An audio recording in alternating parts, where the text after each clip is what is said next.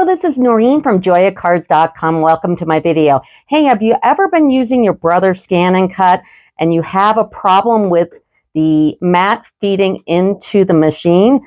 Just like this. I just hit load and it does nothing and it doesn't take it in. Or it'll take it in and it'll skew it.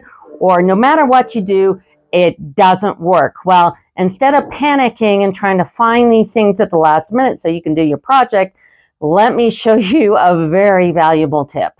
So the reason why your mat is not feeding into your machine is because the wheel that's on the left-hand side is wearing out the mat here. So what you do is you take a ruler like this. I've got one of my rulers here against a cutting mat, and my glass has a cutting mat thing for it. And I'm going to line it up, and I'm going to take the smallest little piece of the top of the mat where the arrow is.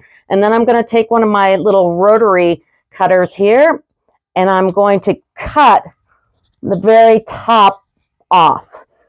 And believe it or not, I'm going to take it over to the machine. This is the same mat, and you can tell because it has this big cut right here on it, and it's going to work. So make sure before you remove this that you've got it cut all the way through, because this mat is pretty darn thick. So I'm going to try it again here, and it'll come right off.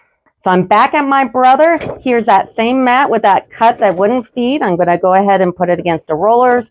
It's already on, so I don't have to worry about that feed and roller at the beginning.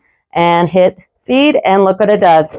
Right in your machine. So if it doesn't go in, just take that little tiny, like 1/8 of an inch off, and there you go.